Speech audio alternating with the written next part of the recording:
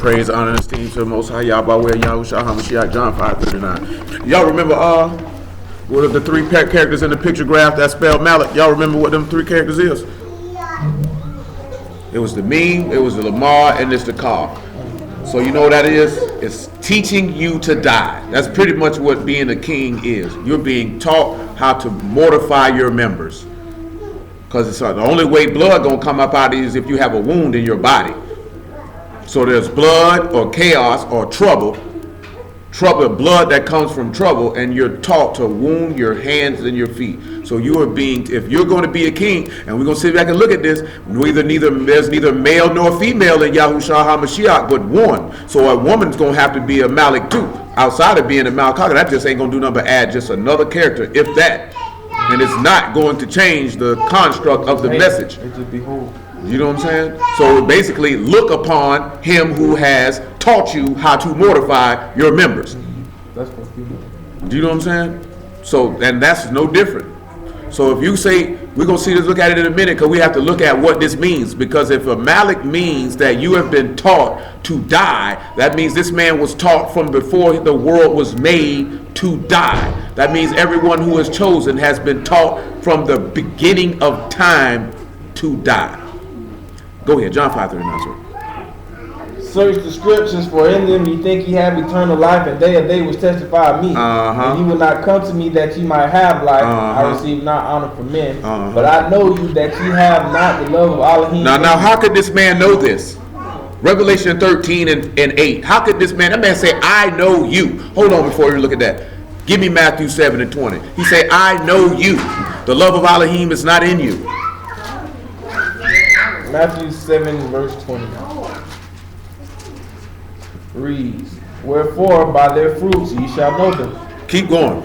Not everyone that says unto me, Master, Master, shall enter into the kingdom. Not what? Everyone that says, Master, Master, shall enter into the kingdom. What else? Shamaim. But that does the will of my Father which is in Shamaim. What else? Many will say unto me, many, that day, Master, Master, have we not prophesied in thy name? So you spoke in my name. And in thy name have cast out devils. Cast out some devils too. And in thy name have done many wonderful works. You know what? We fed the homeless and we did this here. We showed a lot of love out here on these streets. But guess what? What did he say after that?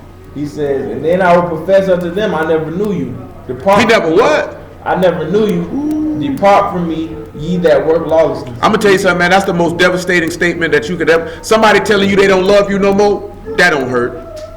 Somebody telling you they don't want to be with you no more, that don't hurt. Even somebody calling you and telling somebody you dearly love died or your house caught on fire. Ain't none of that gonna hurt than the man who you claim is who saved your life look you in your face and say, get away from me. I don't know you. Do you know what I'm saying? Don't get me wrong, those things hurt that I mentioned before that. But I guarantee you ain't nothing, because then you know where you're going. You know what I'm saying? Because this is supposed to be the man who say he loved you enough to die for you, and he gonna look you in your eyes and tell you, I don't know you, cuz. Why is you knocking on my door? Go ahead, man. Revelation 13 and 8.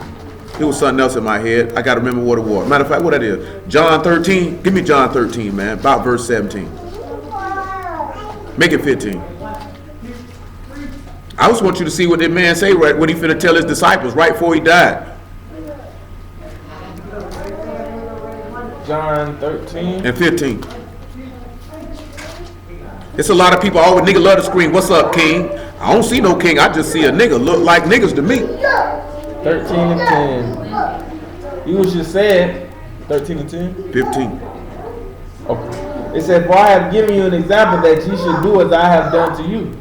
Truly, truly, I say unto you, the servant is not greater than his master. Neither he that is sent greater is he that sent him. If ye know these things, happy are ye if ye do them. I speak not of you all. I speak what? Not of you all. Why? I know whom I have chosen. He what? I know whom I have chosen. He what? I know whom I have chosen. So why you think he would look these people in the face and say, I ain't never knew you? Because I already know whom I chose. I already know. The difference is you don't know who he's chosen. Time will, that's why he say by their fruits you gonna know them. So that way, that's why he say, I know you. The love of Elohim is not in you, because I didn't put it in you. Go ahead. But that the scripture may be fulfilled. What might be fulfilled? He that eateth bread with me have lifted up his heel against me. Now, what would that take in on something he just read? He that eateth the bread with me and lifted up his heel. What would that go into? If you ain't got the answer, don't worry. We'll get it in a moment. You talking about Will? Yeah.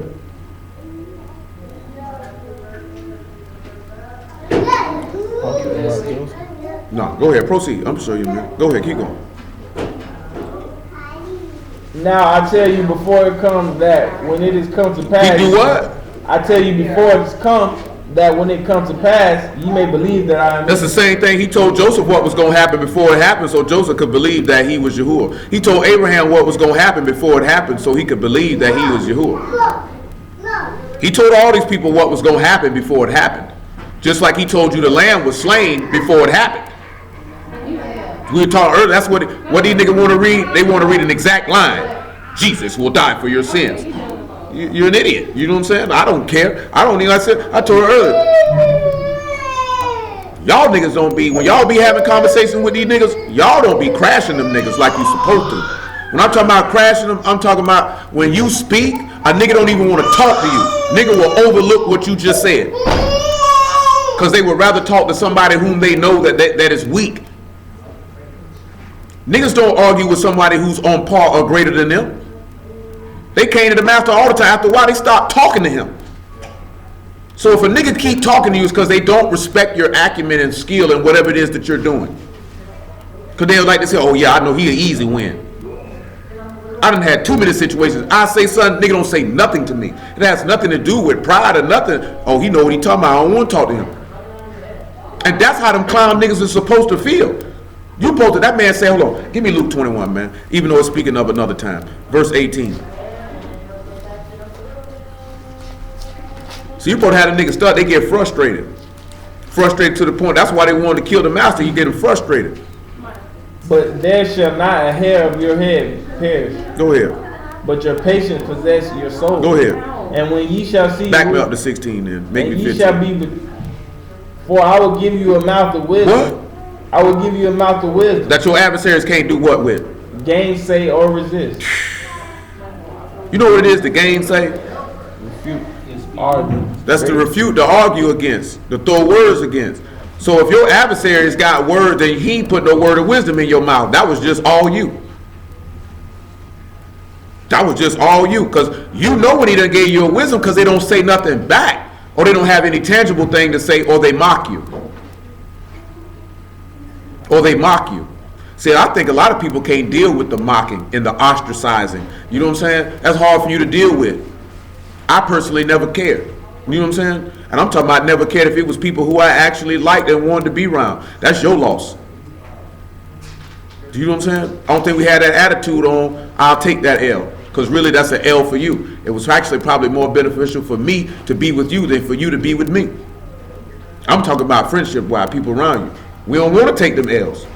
Because it said the disciples said we forsook everything. Most of us don't have that mind state. Because that's the mind state Abraham had. I'm willing to lose. That man walked away from his whole family, all his friends, for Yah. Not for another person, for Yah. Well, got to lose my brother then. Guess I lose my auntie. Guess I lose my mama and whoever. And most of us don't have that mind frame because we still want to be connected and attached to them. You can't be connected and attached to people who's not going to get in this man's kingdom. I don't care who they are. He told you that in Luke 14, did he not? He said, if you love father, mother, brother, sister, you're not worthy of me. He said, he that is not willing to forsake all that he has cannot be my disciple. He said, even yourself. He said, you got to hate your own life also. These are the things which inhibit men from receiving the Ruach, because we have not done that. You have not taken up your cross and mortified yourself. You have not abandoned everything that you have. Therefore, you have this weight that is weighing you down. Therefore, you can't run the race with patience as you're supposed to. You're getting beset. Revelation 13 and 8. That's the part of the book don't nobody like to talk about because they have to make hard decisions. You know what I'm saying? Obviously, it wasn't a hard decision for Abraham. He told his wife, Sarah, let's go. He ain't asked no questions. He ain't say why. Let's go. But what about the family? What about them? That's why he told that man, he said, let me go back to my mama and them house. He said, let the dead bury the dead. Nigga, go do what I told you to do. He said, if you go to looking back, you're not fit for this. He said you're not fit for this. He said if you put your hand to the plow, looking back, he said you're not fit for this. You see what happened to Lot's wife? Worry about what's going on behind you. You need to be worried about what's in front of you. What behind you has been destroyed and left behind. What you care what's behind you for? Leave it where it's at. Because in his eyesight, you have to look at what our actions and words say to him. When we go to looking back, you saying my life of sin is better than this life of freedom that you have set before me. That's what we telling him. That's what we telling him. You may not feel that's what you telling him. You know the biggest thing, man, people up here? I feel and I think. Nobody cares what you feel and think. What does Yah say? That's what be messing people up. My feelings. That means that's your carnal nature talking. That's your flesh talking when you say I feel and I think. That ain't no way to be thinking. You ain't been converted if you talking like that. Go ahead, Revelation 13:8. And all that dwell upon the rock shall worship him, whose names are not written in the book of life of the Lamb slain from the foundation of the world. And if any man have ear, let him hear. He said the Lamb that was slain from what? From the world. From the foundation of the world, right? Now let's look at Matthew chapter 26 and verse 36. Because this is a question, you ain't got to answer it out loud. Dang, I skipped it. I got to tie about 3-4 things real quick, like y'all willing to do it before we depart. Listen to what the man say. Then come Yahushua with them into a place called Gethsemane. Yep. And said unto the disciples, what did he say? Sit ye here while I go pray yonder. Pray where? Yonder. And what else? And he took with him Peter and the two sons of Zebedee, and began to be sorrowful and very heavy. Began to be what? Sorrowful and very heavy. Why? Then he said unto him, my ruach is exceedingly sorrowful, even unto death. Even unto what? Even unto death. Go ahead. Tarry ye here and watch with me. Go ahead.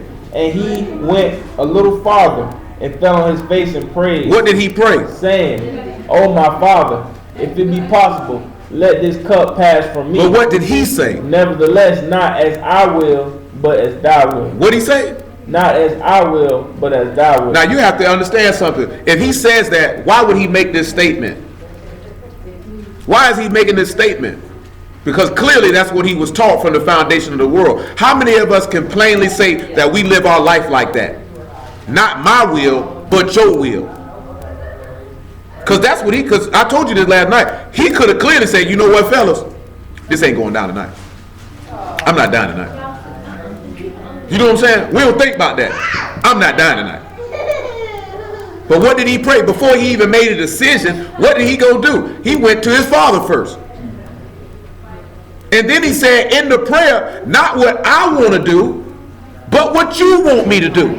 We don't think like that. It's always me, me, me. How you going to become a son of Elohim? Think about yourself. How you going to become a son or daughter of Elohim worrying about what you want and what you want to accomplish versus what he wants you to accomplish? See, we don't never think about that. How many of us truly live by those words that man said? Not my will, but your will. You know what we try to do? Make our will his will. Then you know what ends up happening? He allows you to believe. That's why we read that last night. I spread forth my hands to a gainsaying and rebellious people who do not good, but go after their own thoughts. So it's more important what's in your brain and what you want than what he wants. There's no way you're going to get in this man's kingdom. Because the master could have slid off and did his own thing. He could have slid off and just slapped niggas on general principle regularly. You know what I'm saying? He could have slid off and said, you know what? I'm fornicating today. So you know what? I'm finna ask for fire to come down from Shamahim and kill all y'all. Because I'm sick of every last one of y'all. I'm not dying. That's the biggest thing. I'm not dying tonight. Y'all gonna look for me. I'm gonna be to the house. He didn't do that. Why? Proverbs 22:6. This will show forth how he was made a Malak, made a king, because he was taught this from the foundation of the world, from his conception. This is what he was taught. Read it for him. Train up a child in the way that he should go, and when he is old, he will not depart. Now, number one, they say that word is kanak, to train or to inaugurate or dedicate. He say, train up this child in the way that he should go. You know what it's right here for he should go? That's the pay. You know what that is? So that means the mouth. So he taught it to him. Hold on, I'm just saying. He said, and when he is old, he will not depart. And you know what the word for depart is? To turn aside or depart is serve, or to cause to turn aside, or to reject, or to abolish. So this man said clearly, I inaugurated you in the way. Y'all remember what the word for way is, right? And what does the rock going to spell us out and tell us? To cover sins. And what was the way to the highest to cover sins? He had to die. He had to be taught. Because remember it said the blood teach the palm of the hand. So he was taught to die.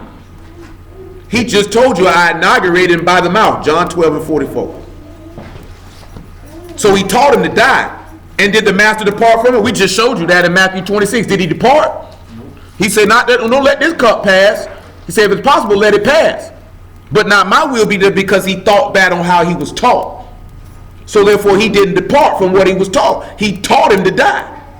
And we'll read places where men died because they were being taught that they had to be sacrificed for the salvation of others.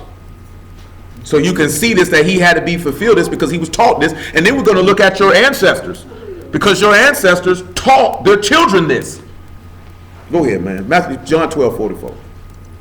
Yahushua cried and said, he that believeth on me, believeth not. Him that believeth on me, believeth not on me, but on him that sent me. Yo, them niggas, can y'all believe in Jesus? You need it. No, we just believe on the man who sent him. You know where I get that from? 2 Chronicle 20 and 20 for a stupid nigga.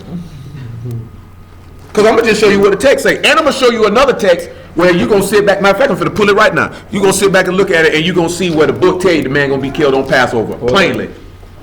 Plainly. I'm talking about in the place you wouldn't even think he's telling you that. Plainly. For a stupid nigga. Come on. And they rose early in the morning and went forth into the wilderness of Tekoa. 20. Second, right? Yep. And they rose early in the morning and went forth to the wilderness of Tekoa. And as they went forth, Jehoshaphat stood and said, Hear me, O Yehuda, and all the inhabitants of Jerusalem, believe in Yahuwah your Elohim. Believe in who? Believe in Yahuwah your Elohim. And who else? So shall ye be established. So you'll be firm then, right? Believe his prophets. Believe who? His prophets. His who? His prophets. Oh, man, come on. So shall ye prosper. Wow. So if you believe his prophets, will you believe in his prophets, or will you believe on the person who sent the prophets? So then where you think he got that from? But these niggas know the Tanakh so well. Go ahead, bro. Come back to John. But they know it so well. See, I'm telling you like this here, right? The devil know his lie. You better know your truth, though. Better know your faith, though. That's all I can tell you. Because I'm telling you, them niggas make it sound real good, don't they? When you don't know the text. That's what I told you last night. What I told you last night. How else is the beast going to be able to deceive people? He has to know the word. I can't deceive you if I don't know what I'm talking about, or at least even appear to know what I'm talking about. You know, if a nigga walked up right now, you could tell within 3 to 5 minutes of his conversation, and I'm pushing it kind of far on that one, if they know what they're talking about, or if they appear to know what they're talking about. That's how so many people get reined in. Oh man, bro, know what he talking about. And you can get that in a quick snapshot conversation. Listen to a nigga long enough and you'll be like, ain't no way in the world I'm finna listen to a nigga speak the word and I know he don't know what he talking about. You know what I'm saying? You know what that says a lot about an individual that will sit there and listen to a nigga teach them on a topic that he don't know what he talking about? Would you go listen to somebody teach you how to be a heart surgeon and he don't know what he talking about? Would you let somebody teach you how to fix a car and he don't know what he talking about? So why would you listen to a nigga teach the word and he don't know what he talking about? Or as we like to say in the past, nigga re-rocking. Nigga just taking somebody else's stuff and trying to put their spin on it. He really don't know what he talking about. Do you know what I'm saying? Because you see Brews online do that every day. Nigga teach them something, they run it trying to teach somebody else. You don't even know what you talking about. You haven't even saturated that information in your own spirit to try to share that with somebody else. Go ahead. John 12 and 44. We have 46. I am come a light unto the world, that whosoever believeth on me should not abide in darkness. Mm-hmm. And if any man hear my words and believe not, I judge him not. I judge him not. For I came not to judge the world, but to save the world. To save it.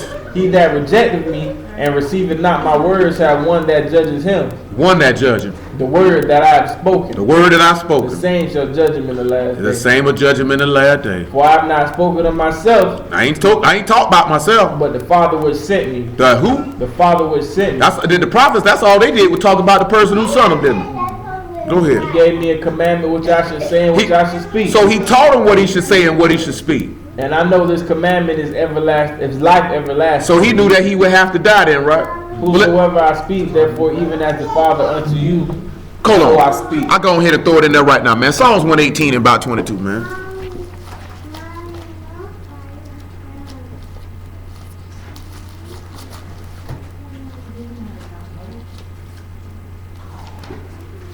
Psalms 118 and 22. Go ahead. The stone which the builder refuses become the headstone of the corner. Go ahead. This is Yahuwah doing it. It is marvelous in your eyes. Go ahead. This is the day which Yahuwah hath made, and we will rejoice and be glad in it. We will be glad in it. Save now, I beseech thee, O Yahuwah. O Yahuwah, I beseech thee, send now prosperity. Go ahead. Baruch is he that cometh in the name of Yahuwah. We have baruched you out of the house of Yahuwah. What's the next verse say though? It says, Elohim is Yahuwah. He had what? Which have showed us light. And then man just say he was the light of the world. Then we just read that. But listen to the next thing he say. Bind the sacrifices. Do what? Bind the sacrifices with cords. Even unto the horns. Now I'm gonna show y'all something, right? The word for sacrifice here is cog. You know what that word means? Cog. That's not happy. No, this word means for a festival, a feast, Yeah, good. Yeah. a festival sacrifice, a feast day sacrifice. A feast day sacrifice is literally what that means. So this man say, bind the feast day sacrifice. Now, why would they sit back and make a statement by all the stuff he said before that, and then he come right behind this at the end and say, bind? Hold on, but we got to look at what he told you to bind him with. Cords. Asar, to imprison. To bind with cords, to be taken prisoner. So why would he say take prisoner the festival sacrifice? What you taking prisoner a goat or a lamb for? Think about that. Take prisoner the festival sacrifice? Hold on, it gets better. Then he said, because he told you got to bind, so you have to imprison. Then when he say with cords, that is a voth, and that's to take a rope or a foliage or some manner of band or cord. You know who had this same thing happen to them? Besides Yahushua HaMashiach, somebody else happened to be bound. You know what I'm saying? Ended up being a sacrifice himself because of a festival. Let's look and see. Judges 14 and 14, indeed. Because Samson was taught to die. He didn't get wounded in his hands and his feet, but nevertheless he died. Yeah, I like that verse 26 says, "Blessed is he that come in his name." John 5:43 says, "I come in my Father's name." Yeah, but that goes back to what we talked about last night. I come in my Father's name. You don't receive me. Because we were talking about the beast. The beast going to come in his own name. He's not coming in the name of Yahuwah. So why niggas receive Jesus Christ and receive Allah and receive Buddha and receive whoever? Because they're coming in their own name. Therefore, they're seeking esteem to themselves. You know what I'm saying? You have to even check that with people who claim they coming in the name of Yah. Because a lot of them are coming to get esteem for themselves. Niggas want fans. You know what I'm saying? I got a song like this. He said, money, power, and fame, that ain't for everybody. Especially when you grow up broke and was a nobody. That stuff drive niggas crazy. I got a question I don't know. If a person ain't calling upon the name Yahuwah, it ain't nothing. Like, people always say, they say God or they say Jesus, they talk about that same deity, whatever. If you're not calling on the name. Some people feel that way. Some people feel like my prayers were being answered. A lot of times it ain't even about the name, it's their faith and how they living. And if you feel like your prayer being answered, but you contrary, he gonna let you keep thinking that. You notice a lot of people always say their prayers being answered and it's always dealing with monetary or material items. Just like we were talking about earlier, they say, hey man, save me from this affliction of my flesh. He's not going to save you from anything. All he's going to do is put you in a situation where you have to choose what you're going to do. Because what does the law say? I put before you life and death, blessing and cursing. Therefore, choose life and live. He will put it in your face and cause you to make a choice. But he's not going to come do it for you. A lot of people feel like he's just going to pray for strength and pray for this. No. You better pray he keep your mind right, that you abstain. That's it. Like, hey, brother, I got a problem. I got a lust demon on me. You ain't got no lust demon on you. You have a self-control problem.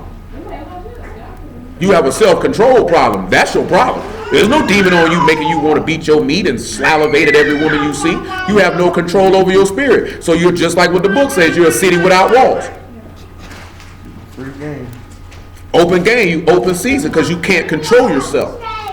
You know what I'm saying? But nobody teaching people that. Everybody just teach people that y'all just going to say, I don't want Stanley to be a whore. And no, you're no longer a whore. I don't want Darius to smoke marijuana. He no longer smokes marijuana. No, you have to want to stop. He just will put you in situations and circumstances where, just like we read in 1 Kings, if Yahuwah be Elohim, follow him. If Baal be, follow him. Make a choice. He didn't come down there and tell the people, you shall serve me and me alone. He said, no, nigga, which one look, make a light on yourself. Which one you feeling? Is that not what he did? Which one you feeling? You make the call. I ain't gonna make it for you.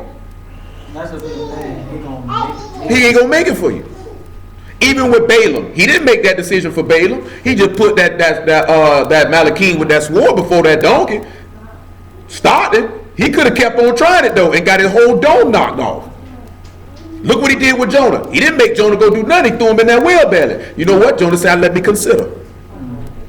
I might want to go do what he told me to do. But that's what you were saying with monetary stuff. They feel like they can pray in the name of Jesus. They say they pray for this job. They really need to get the job and they got the job. They feel like since they pray in this man's name and they got the job, they feel he like heard him answering their prayer. Yeah. I was really more so on you're going to speak in different people hold on to Jesus and their faith. But their faith ain't in the name of Jesus. Their faith is in the character of someone who's not written in the text. The name is irrelevant. I'm not going to spend no time talking to nobody about Jesus. You know what I'm saying? But their personage of what their faith is not in the person. No, it's not based off the person who's written in the text. Their faith is based on something completely different. And they whole believe in the book say if you think gain is godliness, you have a perverse and corrupt mind, and that I should not even deal with you. Do you realize if we was to actually go in the book and see the times where this man tell you that you would be just like what it says in Psalms, I'm only a companion of them that fear you, because you would have to eliminate pretty much almost everyone you knew. You know what I'm saying? Because David said, I won't know a wicked person. That's why the master say, I never knew you. I don't know wicked people. So I can't fool with you. You know what I'm saying? It only goes but so far. He say, blessed are those who don't go in the way of sinners. So the way that sinners go, I don't even go, because the book tell you the way of transgressors is hard. And we look at that because sometimes we want to hold on to transgressors instead of relinquishing them as they ought to be relinquished. It's dead weight because they're going to pull you down. We just don't believe that they'll pull us down. I done told you this before. It's supposed to come a while where these people don't want to be around you, and it's their choice that they don't want to be around. It's nothing that you've done. They just choose not to be around you because that goes back to what it said. Your lifestyle condemns them. So they don't want to be around you. You know what I'm saying? And it's a little different for some people. In my opinion, it'd be more difficult for women because women are emotional creatures by nature. They're nurturers. They like to keep close relationships with people they've already had relationships with. Most dudes don't have a problem cutting nobody off. You know what I'm saying? Because you don't necessarily always get emotionally invested with your friends as a man. Not all of them, some of them. It's only a core group of men that you deal with that you're going to be emotionally invested. Like, that's going to be hard. Well, that's my nigga. You know what I'm saying? But most of your friends you have no problem with is, shoot, that nigga crazy anyway. You know what I'm saying? I said if you mature, because if a man's immature and he got bad influences around him, he usually stays around them longer than he needs to be, and they end up being destructive to him. That's how a lot of young niggas end up in the chain gang or in the grave, because they recognize that these niggas is retarded, but they don't separate themselves from them because they don't have the maturity to understand what these men's actions will do to your life. You know what I'm saying? That's on the flip side, because a woman usually recognizes that someone has a negative influence on their life and they remove them. You know what I'm saying? I'm talking about if you remove the word out of play, a woman usually recognizes that sooner and removes them. Women don't usually keep negative influences around them too long. You know what I'm saying? Even if they're not completely mature, if they recognize, oh, that girl don't mean me no good, I gotta get her from around me. You know what I'm saying? Every time we go out, she doing this here and doing this, I can't fool with her no more. Nigga be like, man, you know, bro just be wildin'. And go right back out with him the next week and catch a bullet in his neck because he done fought somebody in the club. Now he got thrown out and he want to fight him. I done had this happen. This nigga ain't go to shoot. You know what I'm saying? I ain't go out with that nigga no more after that. Nigga asked me come to 618 with him. I went. Nigga got in the fight. They threw him out. He out there want to fight. We come up out of there looking. I say, hey, bro, but we got to go. He like, what? I'm like, that nigga carrying a tech. The nigga is ducked behind the car creeping with the tech. I'm like, but we ain't got no fire. And you talking about you want to fight? This nigga got a tech. I said, well, I don't like you that much to die with you, cuz. Told him that to his face. Not that nigga. I don't love you that much, cuz. I don't love you that much. Not like this here. I ain't going out like this here. I'm sitting there. He ain't even peeping the play. I'm watching the nigga duck behind the car with the tech in his hand. I said, oh, man. I said, hey, boy, we need to go that way. I ain't running nowhere. You just like, that's your beef. I ain't got nothing to do with that. I'm going that way. You was in that fight and got thrown out. Tell me I want to fight. Nigga, nobody don't fight no more, nigga. This 2001. This niggas been stopped throwing hands when crack came out. They put that fire out. Nah. Come on, man. 14 and 14. Make it 9 though.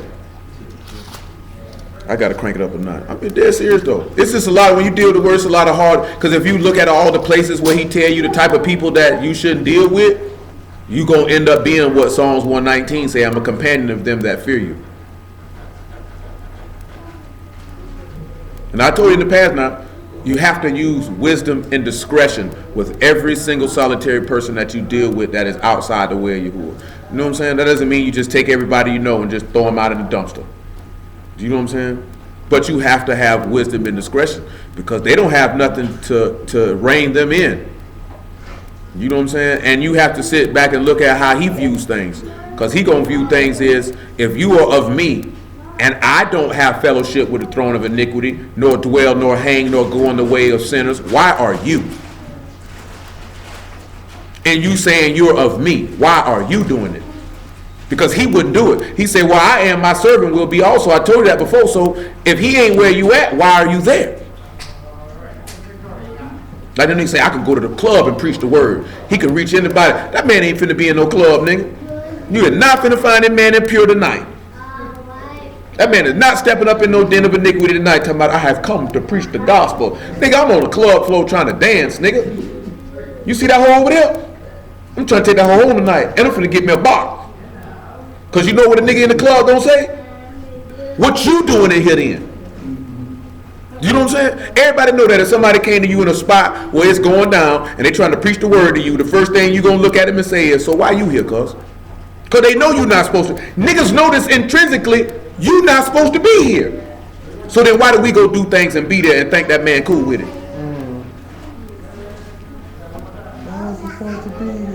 I ain't supposed to be here tonight. You gotta let, hey man, that's things that you gotta consider, because this is your life. This is your life. This ain't just something to do or just something to gather up and talk about or read or bandy about. This is your life. Like he told you, this is not a vain thing for you. This is your life. You have to make it your life 24/7. When people are watching, when no one isn't watching. Go ahead. So remember, right? We talking about this man say, imprison the festival sacrifice. That's strong right there. I want them niggas to say, why would you imprison an animal? Show me where they imprison a lamb at a festival. Because it ain't but one festival sacrifice. You got sacrifices on trumpets and tabernacle, but it's only one festival sacrifice everybody knows. And that word called, a lot of them put it before Pesach when they do it, that deal with Hebrew. So these niggas know. These niggas know. They know. Ask it. That's why I be telling you that. Put that up there and ask a nigga, why he say this, Mr. Parse man? Parse me that. Why did he say that? After he say someone's been rejected and blessed is he that come in the name of Yah, then this man say lock up the, you never read on where does the law say lock up a lamb? Does the law say lock up a lamb? Come on then. So that means he was teaching the lamb to die from the jump street then, wasn't it? That's ugly. For a sinner. Go ahead. Yeah, Genesis 14. Judges. Oh. Judges 4. I didn't want to see y'all see that this man during the festival, after a festival sacrifice, gets locked up. Then he gets free, and they lock him up again. Judges 14 and 14. Go ahead. Make it 9. Make it 9. And he took thereof in his hands and went on eating, and came to his father and his mother and gave them, and they did eat. But he told them not when that he had taken the honey out of the carcass of the lion. Go ahead. So his father went down into the woman, and Samson made there a feast. He made a what? A feast. What happened? For so used the young men to do. Mm-hmm. And it came to pass when they saw him that they brought 30 companions to be with him. Mm-hmm. And Samson said unto them, I will now put forth a riddle unto you, and ye, if ye can certainly declare it me within 7 days of the feast, and find it out, then I will give you 30 sheets. We already know it ain't but 2 feasts, that's 7 days. And 30 sheets. Go ahead. But if ye cannot declare it me, then shall ye give me 30 sheets and 30 changes of garments. And they said unto him, put forth thy riddle that we may hear. What's that dog saying? And he said unto them, out of the eater came forth. Out of the what? Out of the eater came forth meat. What else? And out of the strong came forth sweetness. Came forth what? Sweetness. What? Sweetness. Interesting. Anybody know what this means? Who could tell me what he mean when he say out of the eater came forth meat? Matthew 26, when you have bread and you die with Passover. But how did out of the eater came forth meat? What is the meat? He said, my flesh is meat indeed. Go to John chapter 6, verse 53.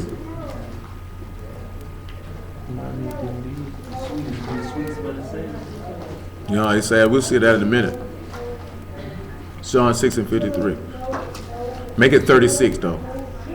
Cause I want you to see what he say, and then we'll drop to 53. But I said unto you that ye also have seen me and believe not. You didn't believe. All the Father given me shall come to me, and him that cometh to me I will in no wise cast out. That man won't get rid of anyone who comes to him. For I came down from Shamayim. Hold on. He came down from where? Shamayim. To what? Not to do my own will. Not to do my what? But the will of him that sent me. Oh man. And this is the Father's will that which he hath sent, that all which he hath given me I should lose nothing. That man say he didn't come down here to do his own will, but the will of the man who sent him. So that's you know the verse that always got to be at the forefront of your brain, and that's Ecclesiastes 12 and 13. Let us hear the conclusion of the matter. Fear Elohim and keep his commandments. That's the whole duty of man. You serve no other purpose in life other than to do what this man told you to do.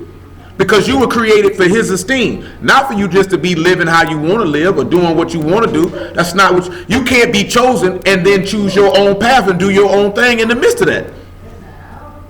Because then you will be showing that you were not a vessel chosen unto salvation, because it's more important that you do what you want. And he has a place for that, for people that way. It's called the Valley of Hinnom. Do you know what I'm saying? And that's a hard thing. You have to sit back and look at it, right? Every man who was chosen in this book forsook their entire life that they were leading before that time. David wasn't nothing but a sheep herder. Everything that David had going on before that time was eliminated. Everything Joseph had going on from before he got that dream was done. Because now you're going on a different path. And we don't be wanting to go on the path that Yahuwah is sending us on, because you feeling like you losing out on the path that he's removing you from. Come on back, man. Where you at? Yeah, 53. It said, Yahushua said unto them, truly, truly, I say unto you, except ye eat of the flesh of the Son of Man and drink his blood, ye have no life in you. Now, we read something in the law for a reading, right? Let's get it. Numbers 29. Because then he told him eat his flesh and drink his blood. Now, let's see what that's at in the law for a stupid nigga. Because then he just say his body is a meat offering. They say, how can he be a meat offering? But all this is going back to, he was taught from the foundation of the world to sacrifice himself. This is how he's a Malak. And this is how you will become one. Because you have to understand this is what it's about. It's sacrificing yourself. Not just drinking some wine and eating some unleavened bread once a year. Go ahead, man. Numbers 29 and 1. Dang, I'm tired. And in the 7th month, on the first day of the month, ye shall have a Kodash convocation. And ye shall do no servile work. It is the day of the blowing of the trumpets. Make it verse 40. And on the 10th, and 1/10 deal for the lamb, Well, let's go when he go to talking to Passover. Get straight to it. 29 and 6. Numbers 29 and 6. It says, besides, it said, well, if I say one kid, wait, yeah, okay. Besides the burnt offering of the month, this meat offering and the daily offering and meat offering and the drink offering according to their manner for a sweet savor of sacrifice. Because we have to read where it say Passover, because niggas is too smart for their own good. Start at verse 12. And the 15th day. No, that's the 7th month. That's that's what's my fault?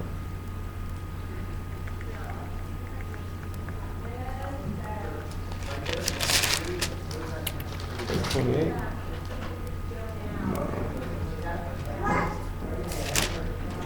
Yeah, it is. It's 28. 28 and 16. My bad. 28 and 16.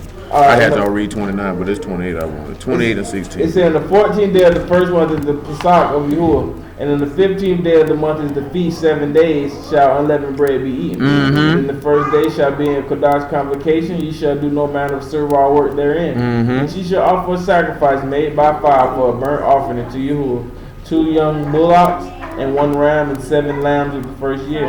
They shall be unto you without blemish. And their meat offering shall be a flour mingled with oil. 3/10 deal shall ye offer. You know what I'm saying? He sat back and he just sat back and told you that meat offering should be mingled with flour mingled with oil. When did he get mingled with oil? When he got anointed, because he just told you his body was the meat. See, they're right there. I think they could use the word exegesis, is what they say here. But this man has to fit. That's what they say. But this man got to fit everything in the text. He got to fit it. If he don't fit it, then the word ain't true. Because all these offerings have to be made specifically how it's written. I'm just pulling that word for flour. And that word is soleth, and you know what I'm saying? And it means to strip.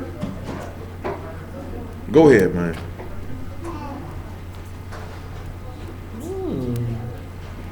It says at 21, a several deal shall offer in every lamb throughout the 7 lambs, and 1 goat for a sin offering to make atonement. Ain't it funny that dudes always scream ain't no sin offerings on Passover? Go ahead. Ye shall offer these besides the burnt offering in the morning, which is a continual burnt offering. What else? After this manner ye shall offer daily throughout the 7 days the meat of the sacrifice made by fire. So the meat ought to be sacrificed made by fire. Furnace of affliction. Come on. Go ahead. Listen what it says. Unto Yahuwah, and it shall be offered besides the continual burnt offering and his drink offering. His what offering? Drink offering. And what's the drink offering always is? There you go. So you have to be willing to sacrifice your body and your blood, you mortify yourself in order to become a Malak, to be able to come in. How we know this? Because they offered the blood of a lamb and ate the meat, right, to come out of Mizraim, right? And Exodus, what did he tell them they would become? They would become a kingdom of priests. So it was by the blood of a lamb which was able to make them kings in this man's eyesight. And all that thing was supposed to be teaching them is you're supposed to be sacrificing yourself in order to attain a certain level of esteem through Yahuwah. And if we want to become kings, then you have to be able to sacrifice yourself in order to reach that level. And we don't be wanting to do it. Now go to Judges 15 and see after this when he hit him with the riddle. Well, hold on. He's saying truly is sweet, right? Give me Ecclesiastes 11 and 7.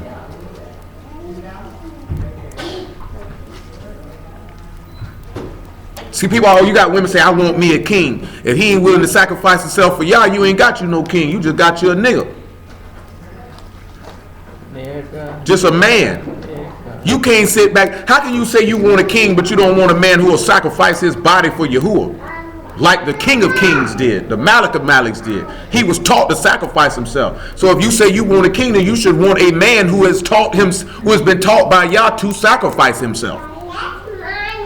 Then if you don't want that, then truly you don't want a king then. You just want some masquerading as one. Go ahead.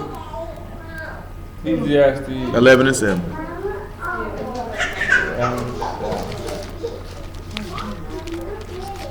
That's if we're going to say that we following the pathway of Yah. If we following the pathway of Yah, then we will want the things that Yah want and look after and desire the things that he has set. Truly the light is sweet. Truly the light is what? Sweet. Sweet. And the pleasant thing is for the eye to behold the sun. To behold, it's a pleasant thing for the eye to do what? Behold the sun. And he say the light is sweet.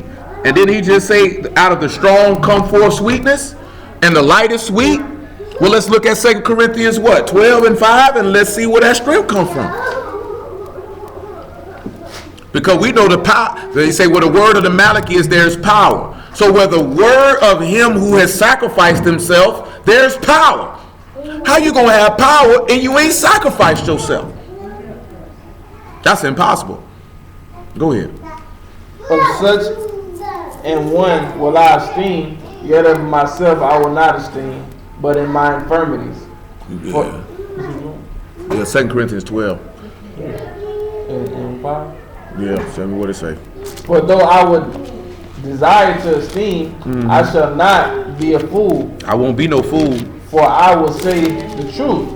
But now I forbear, lest any man should think of me above that which he seemed me to be, or that he heard. That he heard me to be. Right. Unless I should be exalted above measure through the abundance of the revelations, there was given to me a thorn in the flesh, the messenger of the adversary to buffet me, lest I should be exalted above measure. For this thing I besought the master thrice, that it might depart from me. And he said unto me, my grace is sufficient for thee, for my strength is made perfect. So that's how he say, out of the strong come forth sweetness. Say, truly the light is sweet, and the master said he was the light. Now let's look at 1 John 1 and 5. Because we know in him was light, and the light was the life of men. So then he say it's a blessed thing for you to behold the sun, or to see the light. That's why he say, open my eyes that I might behold wondrous things out of thy Torah. So it's a beautiful thing for you to be, because out of the strong come forth sweetness, so out of the strong come forth life. Out of the strong come forth the light. That's the Samson. Because what does his name literally mean? The sun. And what happened to the sun? We got to go read. You could go read Judges 15 on your own. They went and bound him and locked him up.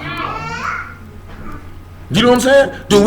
Do we need to go read Matthew 27 where they came with 27 they came and got, with 26 they came and got him and locked him up in Capheus, the high priest's house. Just like Psalms 118 said. What did he tell Peter when they came to get him? He said, man, how the scripture's going to be fulfilled. Psalms 118 got to be fulfilled. I'm the call. I got to be locked up. And they put him in ropes and they bound him and they took him and they locked him up. And you have to follow that same pathway. You got to become, like Paul said, I'm a prisoner of the master. You have to become his prisoner, and you got to sacrifice yourself. Most people sat back just not even just barely 30 days ago, where it just was completed. Matter of fact, just like this, we would be 3 days in. We'd be in second Passover right now, about a day or so ago. And they sipped some wine, and they ate some bread, and walked away from there, and were the same nigga they were before they did that. It's some niggas gonna get immersed and get up out that water, be the same nigga they was before they went and got wet. You know what I'm saying? Because you hadn't already formulated in your mind that I'm coming to die. Niggas ain't dying. You pretending that you dying. Because when they come in, hold on, don't push that nail in there. So then they hit you with the tip of that nail on your hand. Oh, that hurt. No, I'm straight. Because it hurts to die. It's painful. His death was painful. So the sacrifice for yourself for Yahuwah is painful for your flesh. It's painful to the flesh. It's needful for the spirit. And we don't want that pain for the flesh, so therefore we resist it. That's why you say there are some that are enemies of the stake of Mashiach. Because their God is their belly. They mind earthly things. And he'll give you exactly what it is that you want. You want this life? I'll give it to you. I'll give it to you. That's what I'm going to tell you something, right? The biggest 4 things out that parable of the sower, why majority of people going to go to hell, is the cares and affairs of this life and the deceitfulness of riches. You're too worried about the things in this life, and that's what's going to carry you to hell. You know what I'm saying? Because that's the biggest one, in my opinion, behind you ain't had no root in yourself. Because a lot of people falling off because they ain't got no faith. But a lot of people, because he say when you have the cares and affairs of this life, it choke off the word, so you ain't bringing forth no fruit. So you hearing it and you're like, why ain't growing? Why ain't getting this here? Because all the things you caring about. You worrying about everything but him. So how you gonna bring forth some fruit? I'm thinking about the first one. He said the man gonna hear the word. No, he said if the man hear it and don't understand it, then the adversary snatch away what was already. So you already didn't believe it. Yeah. So it didn't take nothing. You know what I'm saying? That was one of my strongest battles when I first heard it, because I cared about going out to events and places and being where everybody was, and I'm like, you know what I'm saying? Because that's the seed amongst the thorns. That's why Jose told you, sow not amongst the thorns. Because when you sowing amongst the thorns, this stuff steady pricking you. That's why Paul just said that there was a thorn in my side to buffet me, because this stuff supposed to actually keep you on point, but you getting pulled by it. Because you want to do what the sinner's doing. I got something for that too. You worry about what they doing and you fretting yourself. But fret don't mean what you think it means. Not in our language. But that's what messes us up. The cares and the affairs of this life. You know what I'm saying? We worry about this life. You know what? What does it matter if you can do everything in this life, but you don't get to New Jerusalem though? Then what did all that matter? He said, what profits a man if he gained the whole world? If you get everything you wanted in this world and you got to do everything you want to do and you go to hell afterwards. What gain was that? You know what I'm saying? Because we don't look at that. We sit back and look at, I can remember, man, when we first started doing this here, man, me and Fat would be riding. He'd be like, boy, all them sinners riding around doing their thing. Remember when we used to go slide and do this here on a Saturday afternoon?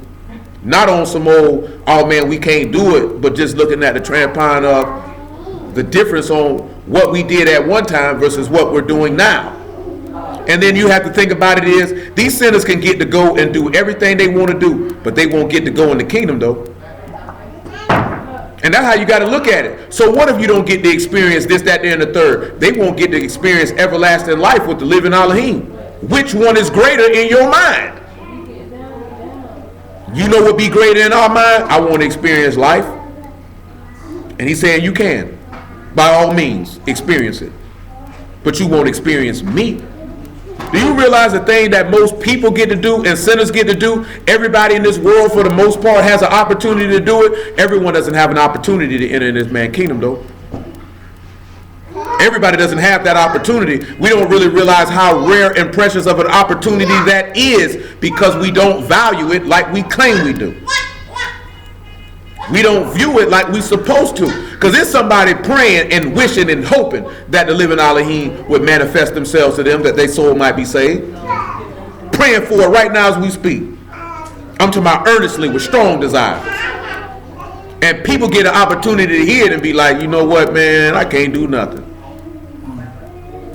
And you say, you're right, you can't do nothing. 1 John 1:5.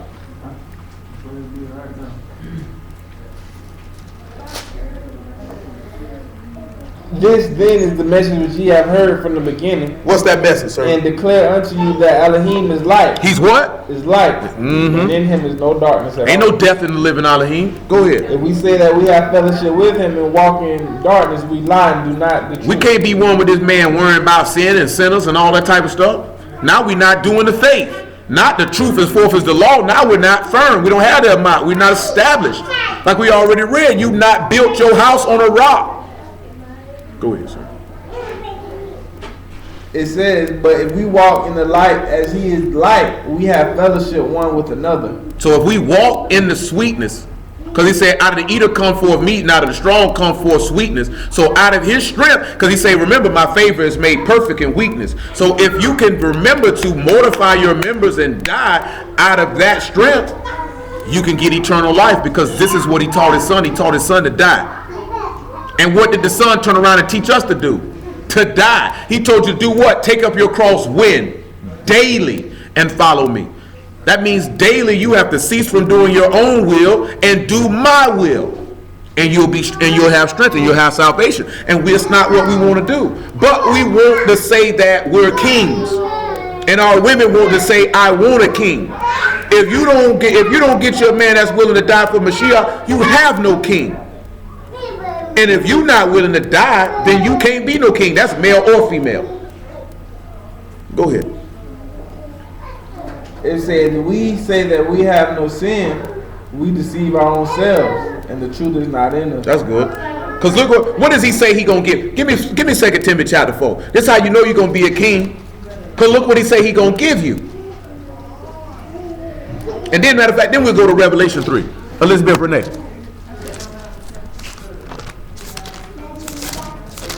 2 Timothy 4 and 2.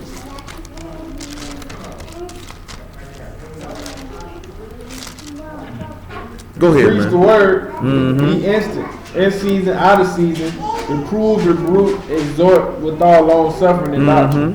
For the time will come when they will not endure sound doctrine. They won't endure it. But after you know what that word sound right there means? In Greek, that word means health. So when you look at sound doctrine, because it's a lot of things like how people argue about smoking weed. Okay, it's not in the text. Some scream about pedophilia and all this other type of stuff. You know, Paul say teach things that become a sound doctrine. Sound doctrine are things that are healthy. So then you have to look at things is what you teaching or what you say is right or wrong. Is it healthy spiritually first and mentally? Because if you wouldn't teach it to a child, then why would you agree for an adult to do it? Because nobody's going to hand a blunt to no damn baby in this room. Nobody's handing a cigarette to damn baby in this room. So you have to think about certain things. If it's not spelled out, is it sound teaching? Is it something you would teach your child? Because he said, train up your child in the way that he should go. Would you teach that? Would you inaugurate and dedicate that to your child? Because if you wouldn't teach it to your child, then you shouldn't stamp it. You know what I'm saying? Because you have to look at it in the construct of spiritually. Would Yahuwah teach you that? And because what did he tell us in the text? I am Kadesh, so what are you supposed to be? So then you have to look at that. Is this along the lines of set apart teachings and movements? Because Peter told you in 2 Peter chapter 3, make sure that you Kadesh in all manner of behavior. Is your behavior set apart, or are you getting caught up in the pride of life, which we realize is our pride and arrogancy to do what we want to do? These are the things that allow us to get the Ruach when we relinquish all of these things. Because we think, well, I'm not sinning, but in actuality you are, because your heart is still not clean. You have not cleansed out that inner sanctum. Therefore, he can't slide that Ark of the Covenant in there and take his seat on the mercy seat as he desires. Come on, man. What I got you on? Yeah, keep going. Keep going. I'm trying to get it something. We good in Judges. We don't need no more Judges. Come on. 2 Timothy 4, wherever you see it. Verse 3. For the time will come when they will not endure sound doctrine. They won't endure their own lust shall they heap to themselves teachers having itching ears. And they shall turn away their ears from truth and shall be turned to fables. Turn to fables. But watch out in all things, endure afflictions, do the work of an evangelist, make full proof of thy ministry. For I am now ready to be offered. I'm ready to be what? Offered. Go ahead. And the time of my departure is at hand. It's at hand. I have fought a good fight. I fought it. I have finished my course. I have kept the faith. Henceforth there is laid up for me a crown of righteousness. A crown of what? Righteousness. What you give a crown? Who you give a crown to? So only way you're going to be willing to get a crown is you got to be willing to sacrifice yourself. I can't find the verse, man. It's slipping my mind. But didn't the master tell you that you need to hold fast and repent and let no man take your what? Crown. Don't let nobody take that from you. So how can anybody take your crown from you? Give me Colossians chapter 3, verse 5. Because this ain't what you're willing to do. We can't be around here letting people take your crown. You letting these sinners take your crown because you don't want to die. You can't say you are Elohim and you ain't mortified your members. This is what I was talking about last night when I told you like this ass like this here. Do you have, because like I said, we use Elizabeth and Zacharias as the example. You had a man and woman who went equally as hard for the word that were married. Because you see a lot of instances the women go harder than the men. Then you have some instances where the man go harder than the woman. And like I told you, I look at things doubly on both sides, because what we do naturally is representative of how we are inwardly as far as the spirit is concerned. So then if we say we the people of Elohim and we don't want to be around people that are a reflection of him or choose mates that are a reflection of him, that's how we feel about him. You know what I'm saying? Or just like he said, you feel like a virtuous woman is supposed to be like this versus what the book says a virtuous woman is. You feel like a righteous man is supposed to be like this versus what the book says a righteous man is supposed to be. So we try to pick, that's because we were using this as a similitude of the beast. You don't want the real thing, you want a facsimile. You want something that looks like the real thing, tastes like the real thing, smell like the real thing, but it really ain't because you don't want the real thing. That's ugly right there. Come on, man. Because the reason why I say this here, I ain't thinking about nobody particularly. I'm talking about the things that I see our people say in certain areas and avenues and mediums. You know what I'm saying? And then you see the choices that they make. You know what I'm saying? I see dudes say, I want a virtuous woman, and then they go pluck a chick up out the street.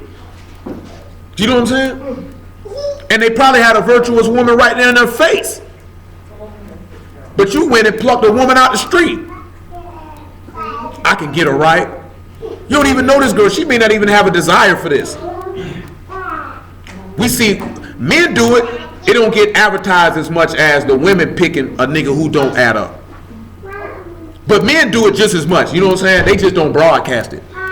Because they get shamed. Because how many times you see Bruce say, man, my wife, man, she be doing this, she be doing that. Well, you picked her, nigga. And you knew she was on that when you picked her. You know what would be the most shocking thing to me, man? Nigga pick people to be around or be with, whatever, and then be shocked when they sinners, like you didn't know this nigga was a sinner when you picked him up. I'm talking about you could tell that they had no desire to do it. Because people can pretend very well. That's why you don't rush nothing. That's why the book say you don't judge things before the time. That's why you don't rush nothing. Let some time elapse. It'll all see. The master didn't judge Judas before the time. When the time came, what he told him? That nigga snitch. That nigga tell. You know what I'm saying? Ain't that what he told him? He ain't tell him early. He let the time peel it. That nigga ain't solid now. You know what I'm saying? That nigga ain't solid now. Go ahead. Colossians 3. 3 and 5. Mortify them. Do what? Mortify. Do what? Mortify. Therefore your members which are upon their Is right. that not what Malak means, to mortify your members? This is what you're taught to do. Hey, y'all need to sit down. Fornication. Uncleanliness. Get that unclean. You know, uncleanliness can encompass so many things.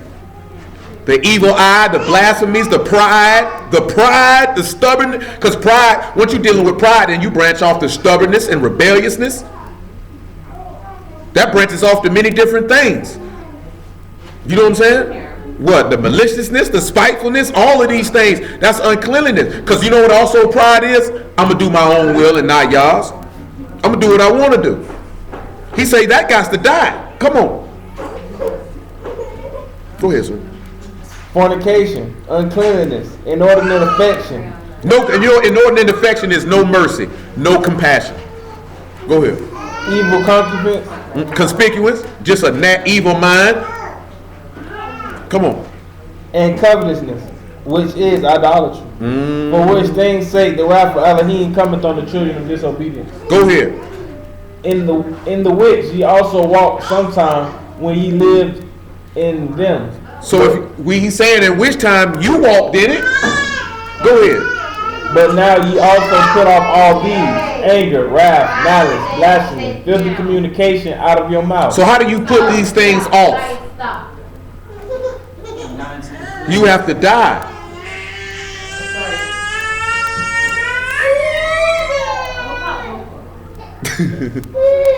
Close not like that. Get up and go sit down. Don't fall out. Go to your room. She already knows. They be tripping me out when they already know they're wrong. They just waiting to see if they're going to be struck.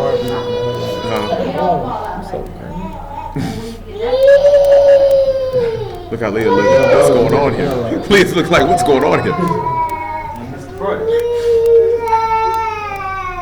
Yes, I'm just gonna go over here with my mommy. Come on, man. Let's go back to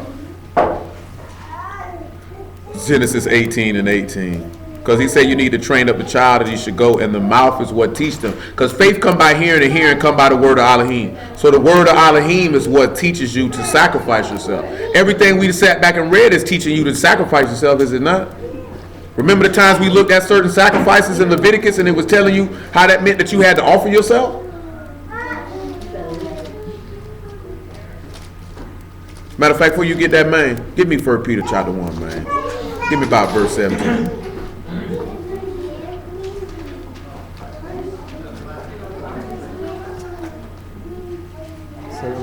Yeah, 1 Peter 1 and 17.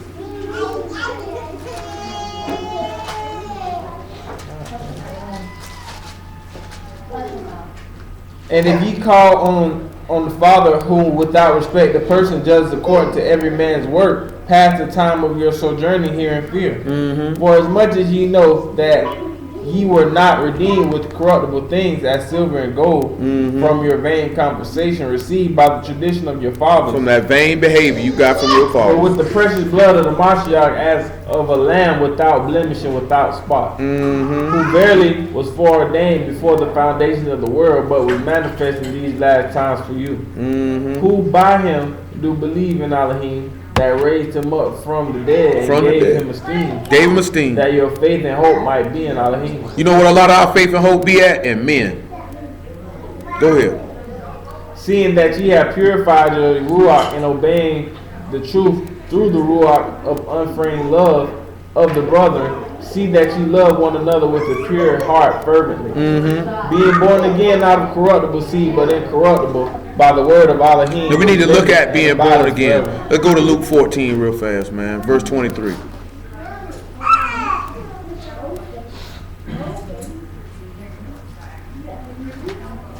You got to be born again. You have to be born of the Ruach and the blood. Then he say, what are the three? Who knows the three things that bear witness in the earth? So you got to be, in order that blood has to be shed to bear witness. To bear witness. Go ahead. Luke 14 and 23. And the master said unto the servant, go out unto the highways and hedges and compel them to come in, that my house may be filled. Luke 26.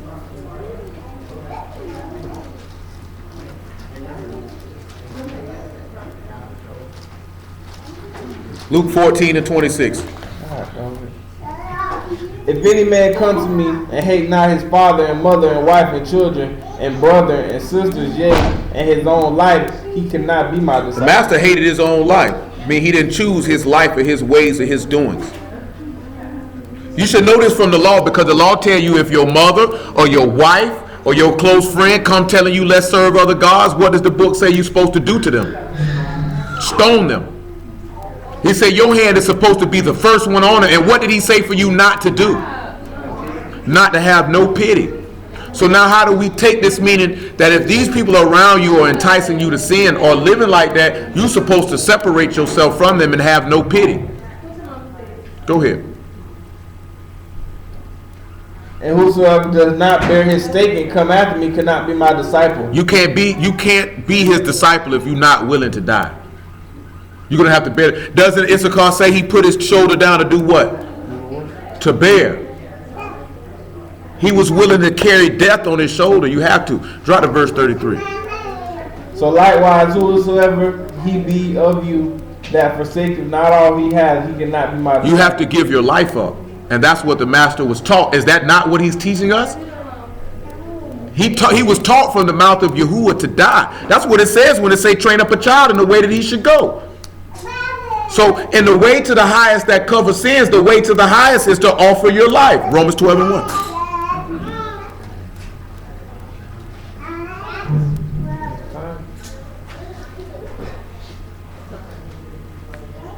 That's if we say we want to be Malaks now. You want to be a king.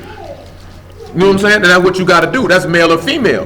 That means if a woman say, I want a king, because you know, I'm talking about online. You know, that's what our women always say, right? I want a king. I want a king. Well, if he ain't willing to offer his life up, he ain't no king. I don't care how many scripts he know. I don't care how much he studied. If he ain't mortified his members, you ain't got you no king. You just got you a nigga with a garment on. Whatever garment it may be. Go ahead, bro. This is 12. Romans 12. And 1. It said, I beseech you therefore, brethren, by the mercies of Elohim, that ye present your bodies a living sacrifice, Kadash, acceptable unto Elohim. You offer your body a what? Living sacrifice. So you will offer yourself, which is your what? Reasonable service. You ain't even asking for nothing. Because what does that go back to? Here's the conclusion of the matter. Fear Elohim and keep his commandments. That's your reasonable service. Woo, caught that on the chin there, buddy. Verse 2. and be not conformed to the world, but transformed by the renewing of your mind. So you don't want to be conformed. I've always said this from the jump street. If the majority of the world is doing something, that is a strong signal that you ain't got no business doing it.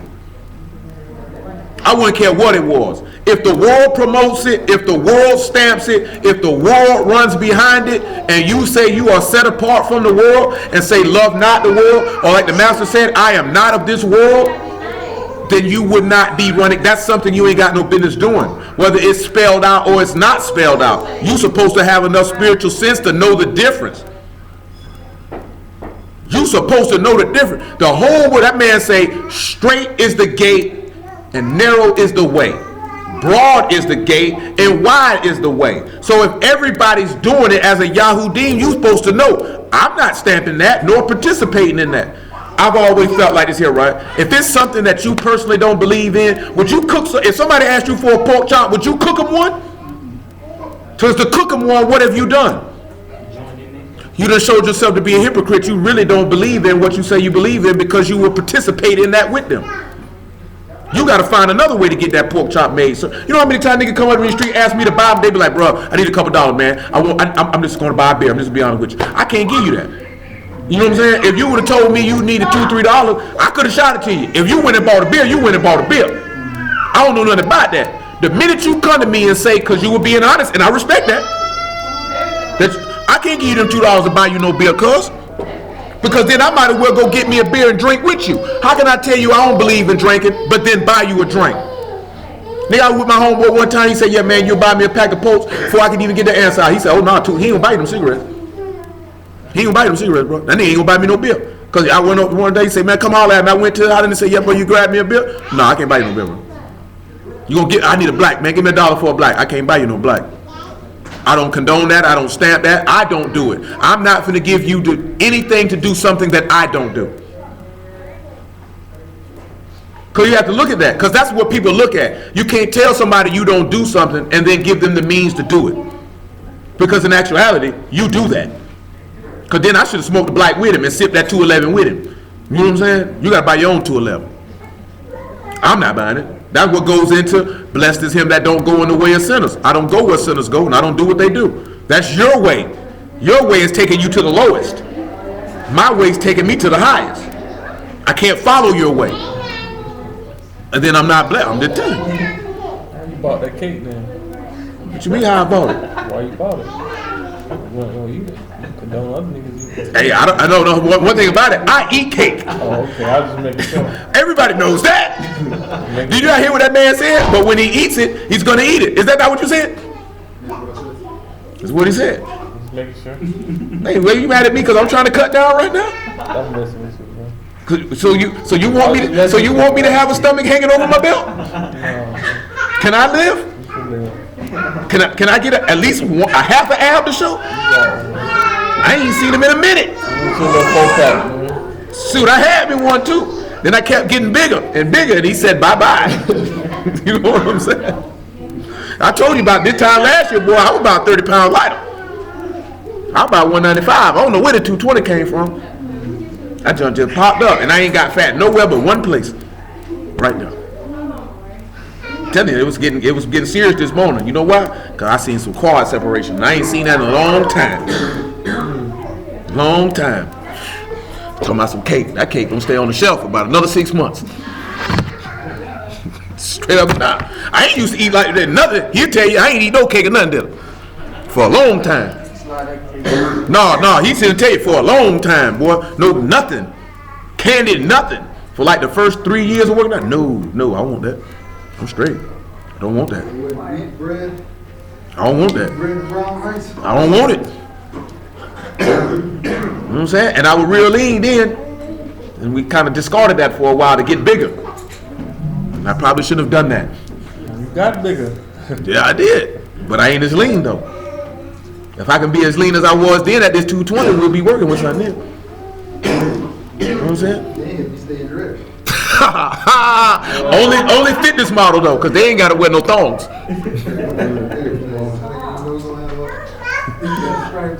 Yeah, because if you gonna be a bodybuilder, you got to put a thong on. I'm real, them niggas got to put a thong because they want to see your glutes. see them cheeks. They want to see your glutes. They want to see the striations in your glutes. You know what I'm saying? I'm not on that. Around here with a spray tan, with a thong. Ain't no grown man got no business having no string in his rectum. It's bad enough women do it. Man definitely ain't got no business doing it. String in your rectum? What that say about you? What you got going on? You like things in your bum? Big old rusty nigga. This whole 320-pound muscle-bound man on this day with a thong on. That's how I felt about wrestling. This cocky nigga got on some dang on briefs. But everybody wear briefs though. Nah. I'm talking about every man in the room that wore a pair of briefs in their lifetime. Yeah, some grown people keep on wearing briefs. That's your prerogative. Some people wear boxer briefs, some people wear briefs, some wear boxers. No, the thongs do because a brief ain't going in your butt. That bikini, niggas do be wearing them bikini bottoms. Hey, no, I'm talking about that's not his prerogative. He chose to get in public like that. He chose that to do that in public. Then what a man would have got on the thong for? You ain't got no panty line. We know why women wear thongs. They trying to eliminate a panty line. You know what I'm talking about? You a grown man. How you got? Why is anybody even concerned that you have a panty line? Why are you worried about if you got one? Why you got on panties? Well,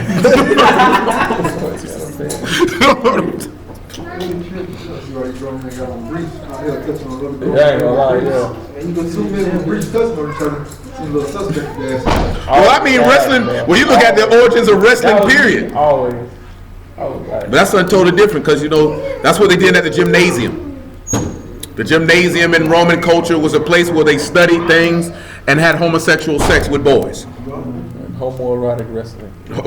I mean, a traditional wrestling is very homoerotic. I know, that's what I said. That's it. That's the night this year. I might mention it to that nigga tonight. That nigga say, boy, that nigga, look at this nigga. His whole life's in shambles.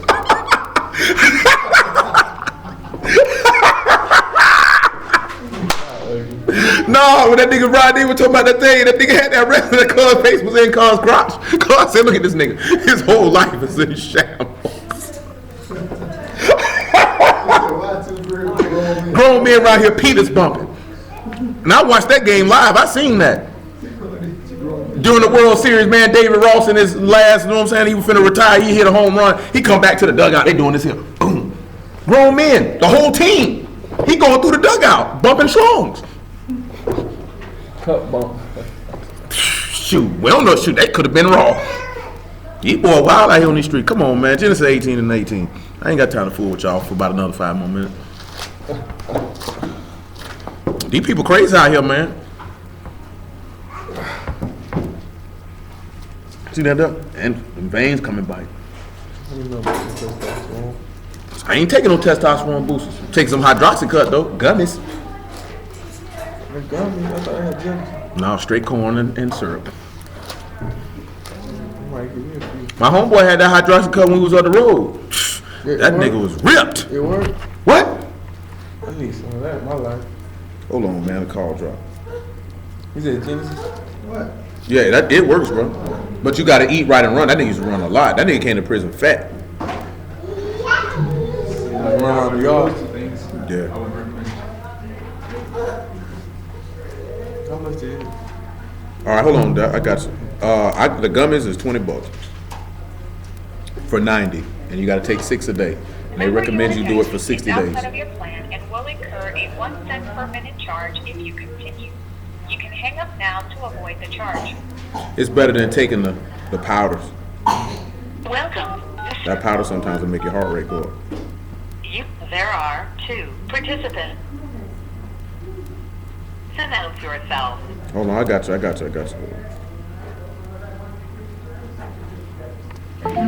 6-pack, man, over there. Oh yeah, you know that nigga ain't never had no fat. That nigga ain't never been about 25.5 pounds. And that's with 2 bricks in his back pocket. Have a little Haynes section. No, not Lil Haynes. All right, man, go ahead. Genesis 18 and 19.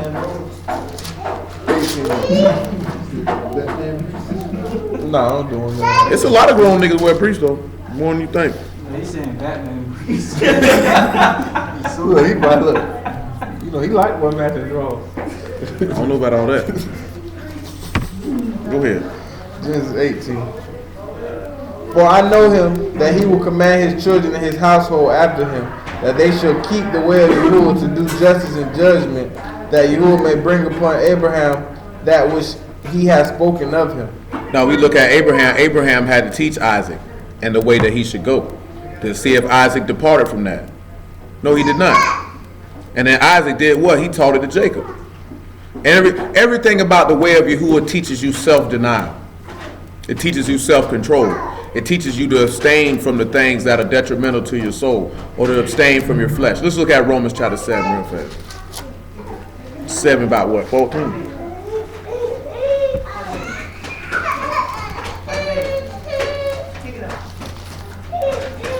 And then we'll go to Psalms 37. For we know that the Torah is spiritual, but I am carnal, sold under sin. For that which I do, I allow not. For what I would that I do not, but what I hate that I do. If then I do that which I would not, I consider to the Torah that is good, that it is good. Now then it is no more that I do it, but sin that dwelleth in me. For I know that in me, that is in my flesh, dwelleth no good thing. For to will is present with me, but how to perform that which is good. So there's two things that are going against you. This is what he's telling you, right? Let's say the next thing he say. Welcome. There is one other participant in the conference. Please announce yourself. All right, hold on.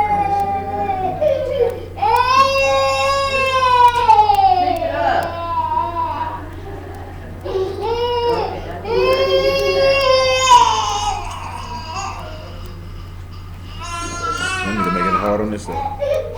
Mark looking at him like, bro, let's pick it up. Pick it up, bro. All right, hold on.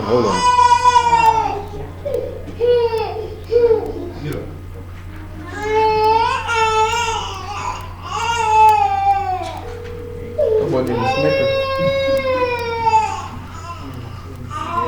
All right. So when we look at it, right? Where we at now? So when we look at it, keep going. He said that the thing his flesh is leading him to do what's wrong, while the Ruach wants to do what's right. Go ahead. Alright, it said, now I do no more that I do, but sin that dwelleth in me. For I know that in me that is in my flesh dwelleth no good thing. For to will is present with me, but how to perform that which is good I find not. For the good that I would I do not, but the evil which I would not that I do. Now if I do that I would not, it is no more that I do it, but sin that dwelleth in me. Yep. I find then a Torah that when I would do good, evil is present with me. So there's this. So knowing that the flesh is present with you, and as Paul stated in Romans 8, there's no condemnation that are in Yahushua HaMashiach that walk in the Ruach and not the flesh. So that means there has to be a mortifying or a killing of the flesh. You have to offer yourself. Go ahead. For I delight in the law of Elohim in the inward man, but I see another law in my members warring against the law in my mind, bringing me into the captivity of the law of sin which is in my members. So your flesh always wants to do what it wants to do. So in order to beat that, as he mentioned earlier, he said, let this mind be in you, the same mind that was in Yahushua HaMashiach. That he suffered in the flesh. He that suffereth in the flesh ceases from sin. This is how you can't rightfully sit upon the throne and be mired in sin. To sit upon the throne and receive your crown, you have to mortify your members. You have to do exactly what he said. Not my will be done, but thy will be done. I have not come down from Shamahim to do my own will, but the will of him that sent me. We can't attain a crown of righteousness and a crown of life seeking to do what we want to do. He said, by the blood of this man, he made you kings and priests. You do not realize that he literally did not become the Malak of Yehuda until he offered himself? Because that's what he was taught to do. And he didn't become that until he did it. And how do we expect to become kings and we don't do the same thing? That don't make no sense. You know how many people you probably know in the word that have not offered themselves, but yet will quickly say they're a king? Quickly say it. I'm a king. In what lifetime? Do you know what I'm saying? How? When? How can you be a king and be irresponsible? How can you be a king and be selfish? How can you be a king and be proud? How can you be a king and be stupid? Do you know what I'm saying? How can you be a king and be carnal? How can you be a king and hate the truth? Do you know what I'm saying? How can you be a king and hate those who are of the truth? All of these things when you sit back looking at, but people claim to be kings, but you don't possess any attribute thereof. Because if you claim to be a king, you're going to produce the fruits of the Ruach, which means there's going to be humility, there's going to be patience, there's going to be long suffering, there's going to be faith, there's going to be joy, there's going to be a love of Elohim. All that. Wouldn't you say? And if it produce all that, if it's the fruits of the Ruach, we haven't read it in a while. I meant to go over this a while ago. In 2 Kings 19:29, he said they take root upward to bear fruit downward. So how are you a king and you ain't took root downward? You haven't died. You didn't get up there on that stake and nail your hands and feet with this man. Be buried in the likeness of his death, to be raised in the likeness of his resurrection. How is this possible? Because when he got rose from the dead, was he not a king then? Did they not behold the light when they seen him after his resurrection? Well, behold the Son, I should say. What I was going to get you at? Oh yeah, Galatians 5:16.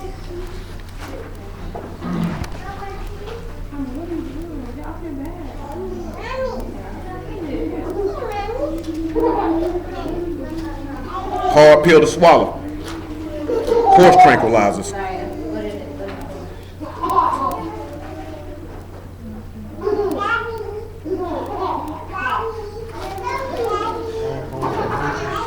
Galatians 5:16.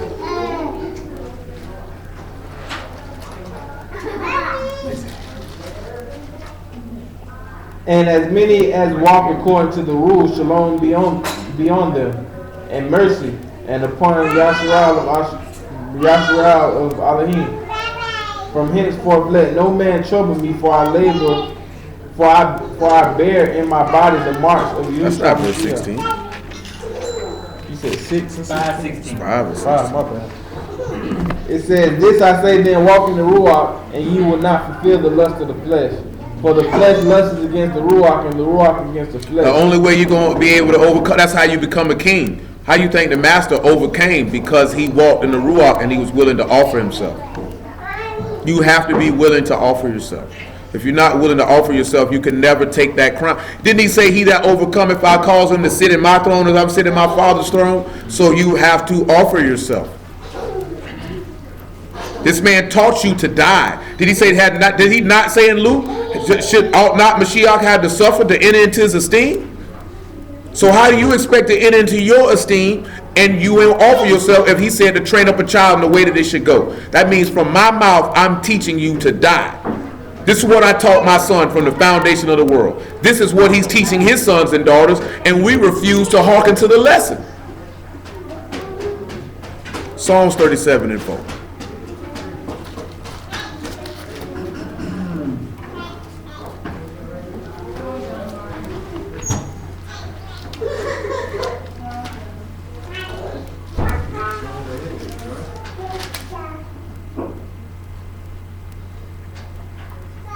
Delight thyself also in Yahuwah. Now that word for delight right here, you know, is to sport oneself, or to be soft or pliable, or to be delicate, to be happy, to take exquisite delight. Go ahead. The word is a nod. And he shall give thee the desires of thine heart. Commit thy way unto Yahuwah. Trust also in him, and he shall bring it to pass. So he told you to commit your way unto him. Now when we look at this saying, when he say your desires, that's mishalah, and that's a request or a petition. So basically he say when you delight yourself in Yah, or you delight yourself in the Son, as we're going to read in a moment, he'll answer your cries if they be according to his will. Go ahead. Commit thy way unto Yahuwah. Trust also in him, and he shall bring it to pass.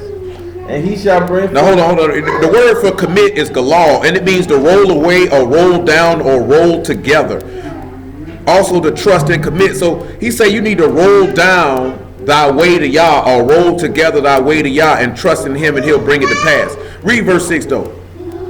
And he shall bring forth thy righteousness as the light, and thy judgment as the noonday. Now what you think that could mean when it say roll away thy way unto Yahuwah?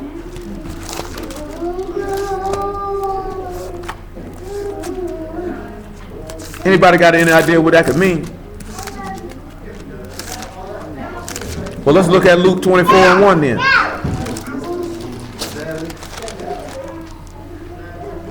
I gotta hit the thing I would say I was gonna do out of that there. I gotta make that one quick. Luke 24:1. Look at what it say. Now, upon the first day of the week, very early in the morning, they came into a sepulchre, bringing the spices which they had prepared, and certain others with them. And they found the stone rolled away. They found the stone what? Rolled away. Now it say they found the stone rolled away, right? We know that Yahushua said in John 14, he the way, the truth, and the life, right?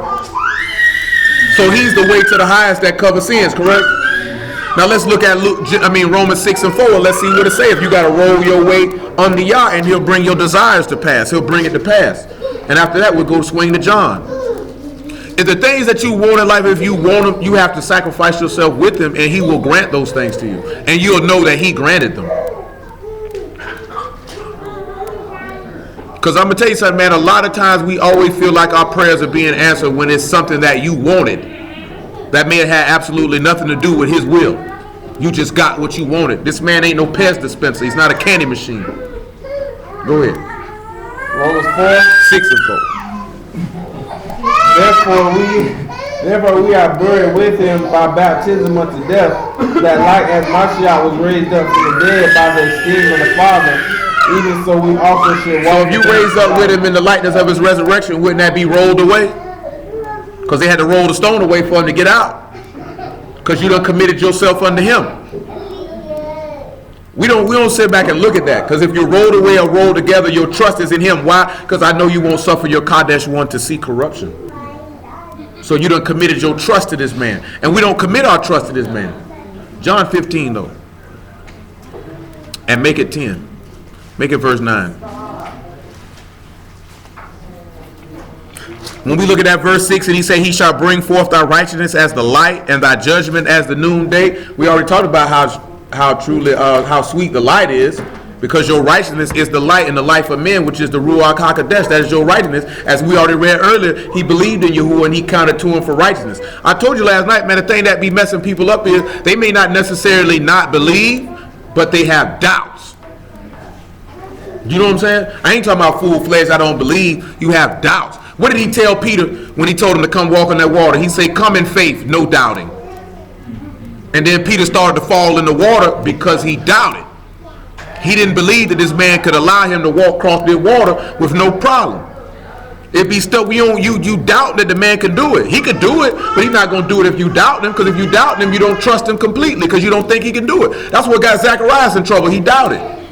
He said, don't worry about it. I shut your mouth. It ain't going to change the fact your wife going to have that baby. You know what I'm saying? But you doubted me. You didn't believe me. And that's what be messing people up.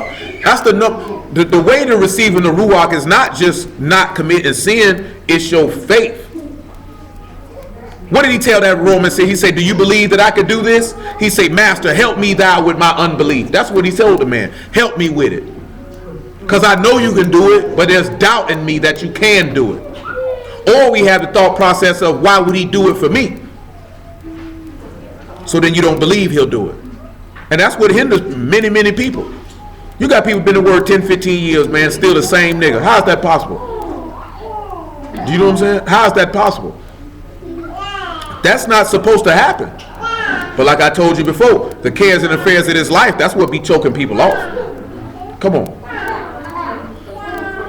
John 15 and 10. Make it 9 though. As the Father hath loved me, so have I loved you. Continue in my love. If you keep my commandments, you shall abide in my love, even as I have kept my Father's commandments and abided in his love. He committed his way to his Father. So he brought to pass what he asked him for in John 17. Go ahead. These things I have spoken unto you, that joy might remain in you, that your joy may be full. This is my commandment, that you love one another as I have loved you. We didn't read the verse because we didn't read it all the way up with it. Didn't he say, if you keep my commandments, whatever you ask, I'll do it? If you commit your way to me, whatever you ask me, I will do it. We don't be fully committing our way to the man. So he ain't gonna do nothing. So like I said, he said, Y'all descendants give evil gifts. So what man ask for? He gonna give to you, but you're not coming. Come on back to Psalms 37 and get that verse 7. Psalms 37 and verse 7. Rest in Yahuwah and wait patiently for him. Fret not thyself because of him who prospereth in his way, because of the man who brings wicked devices. Now pause. What you think the Hebrew word for rest would be here? It is not. The word is daman. And you know what it means? To be silent, to be still, to wait, to be dumb, or to be destroyed. You know what he told you in Lamentations of Jeremiah about the 3rd chapter? He said, truly it is good for a man to be silent and wait on Yahuwah. You know, a lot of times we get messed up at while you waiting on the man, you running your mouth. Oh, he's never going to do it.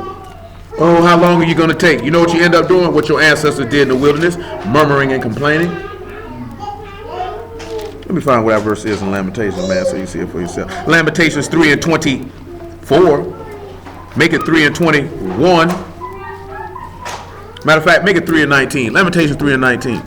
He said you need to wait patiently for him. That's what the master did. He waited patiently for the man, because the word for wait patiently in this particular verse is cool, and it's a verb, and it's to twirl, dance, writhe, to be in anguish, to be pained, to be brought forth, to suffer, to torture.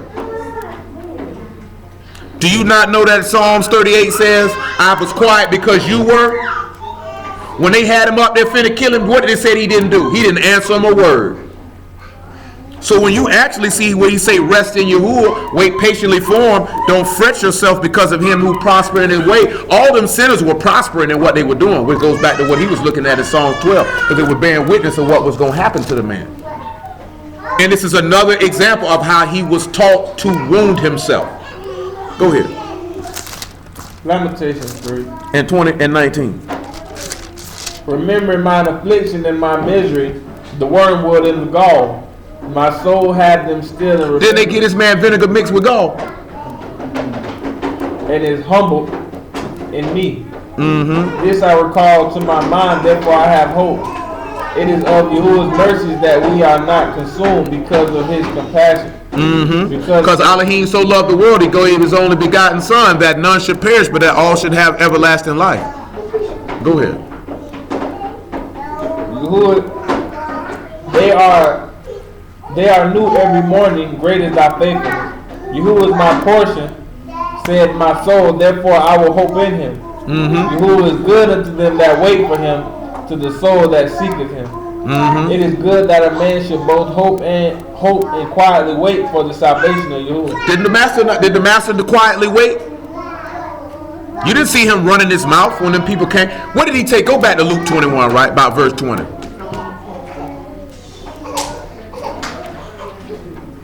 See, when you read that Psalms 37 in English, you'll think it's really telling you this man got killed. Because when it say not to fret, it's telling you not to be furious about what sinners are doing. Because we not necessarily be burning with that type of anger, but our anger be that we can't do what they doing. And how can they sin and they get all this stuff and I'm over here dealing with this? Because that's their portion. You can't never, it's just the same thing with pocket watching. You can't be worried about what the next man make. Because what the next man make ain't going to put you no poop in your toilet. You know what I'm saying? But the same token, we worry about what sinners getting. You can't worry about what portion y'all giving this person, because they going to where they going. Take your portion so you can go where you supposed to be going. You know what I'm saying? Because you can't do nothing about that. You can't save your wife. You can't save your kids. You can't save your husband. You can't save your mama. Only person can do is save themselves. You know what I'm saying? That's all you can do. You got brothers who believe, oh, you can save your wife. No, you can't. Oh, I can save my husband. No, you can't. Because if that's the case, Abigail would have saved Nabal then. He wouldn't have been no fool. You know what I'm saying?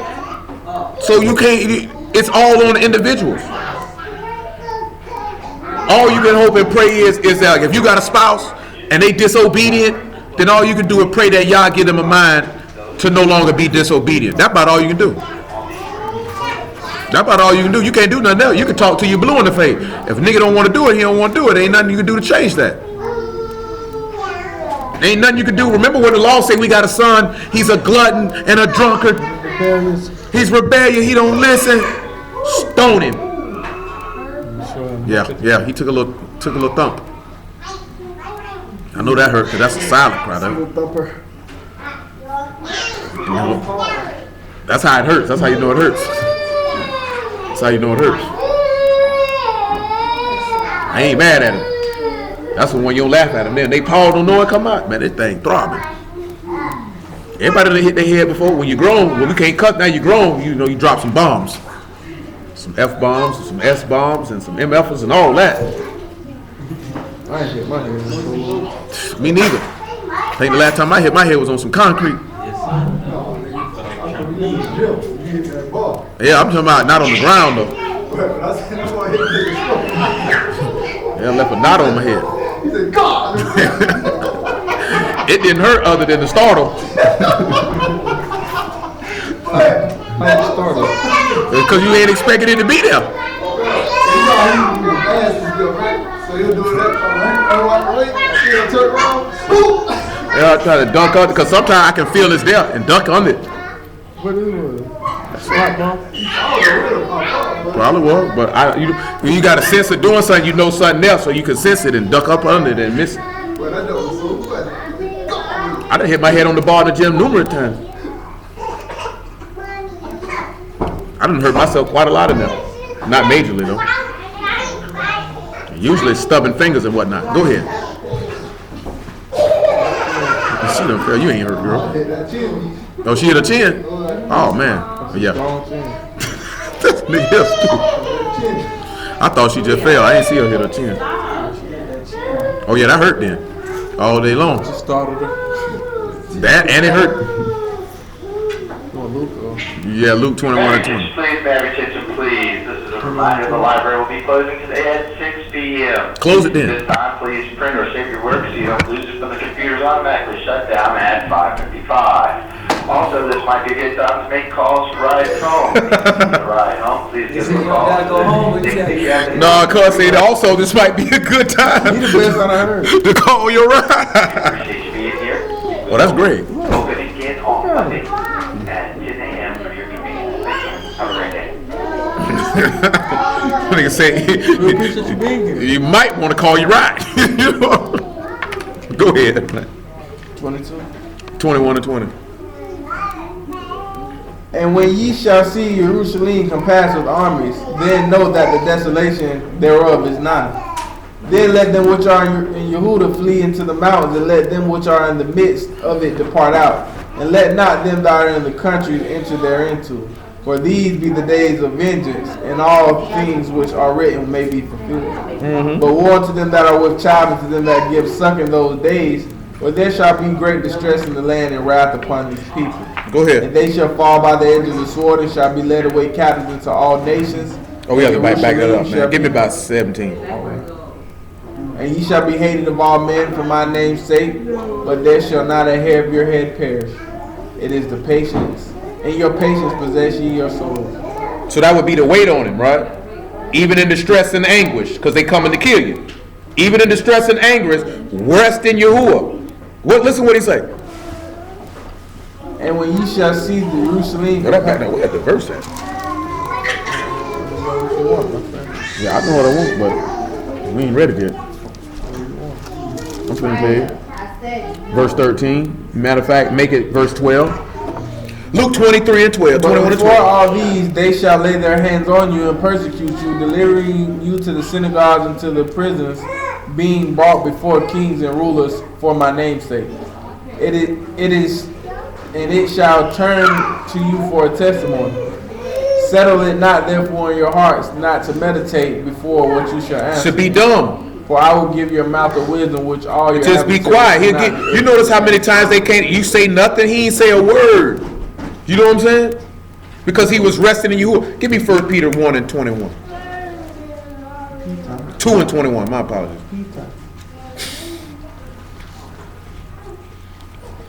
This is the reason why. If you resting in Yahuwah and you find yourself in this situation, this is why. Go 1 ahead. Peter 1 and 21. 2 and 21, actually. For even thereunto we are called, because Mashiach also suffered for us, leaving us an example that ye should follow his steps. That you ought to die just like he did. who did no sin, neither was gall found in his mouth. Who then, when he was reviled not again. When he suffered, he threatened not, but committed himself. He rested in Yahuwah. To him that judges righteously. He rested in Yahuwah. That's exactly what he did. He daman. He was dumb because his trust was in him who judges righteously. A lot of times our trust don't be in him who judges righteously. But in Psalm chapter 12, right, when they sit back and he tell you that, see, he read something in Isaiah 32, caught my attention. Because that word for cease means to kill, right? So when you look at verse 11 in Psalm Isaiah 30, get you out of the way, turn outside the path of the cause the Kadesh one of Yasharah to cease from before us. Wherefore thus saith the Kadesh one of Yasharah, because you despise this word and trust in oppression and perverseness and stay thereon. He say, therefore this sin will come through and just crash you at an instant. So this is talking about the scribes and the Pharisees. They wanted to get him out of the way. What did it say in John 11? If we leave him alone, the Romans will come and take our place in nation. We have to cause this set apart one to get out of the way. Because they trusted in oppression, because they trusted in Roman oppression, but most importantly, they trusted in sin. You know what I'm saying? The next thing we sit back and look at, he said they speak vanity, everyone with his neighbor with a flattering heart, lips, and a double tongue they did speak. Because the whole time when Judas came, hail, master, kissed him on the cheek. The whole time he was ready for war. Every time they seen the master, they were trying to catch him in some talk so they could find a reason to accuse him.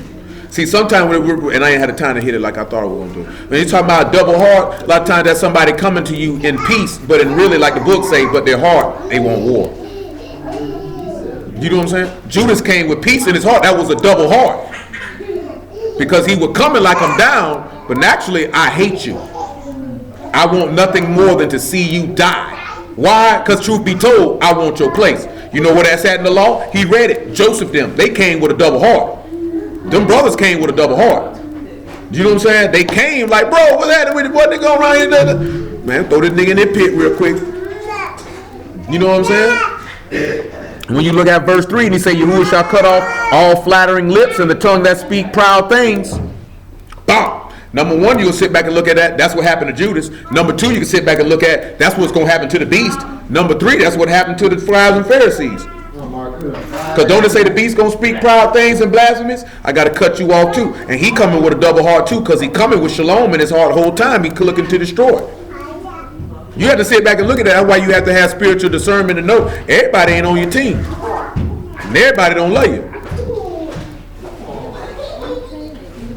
Then he says in verse 4, who have said with our tongue we will prevail, our lips are our own, who is master over us? And that goes back to this man will not rule over us. We refuse to let him rule over us. Why? Because they didn't want him to be the king over them.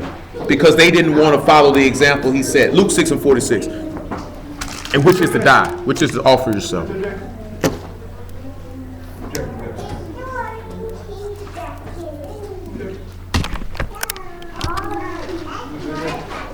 Luke 6:46.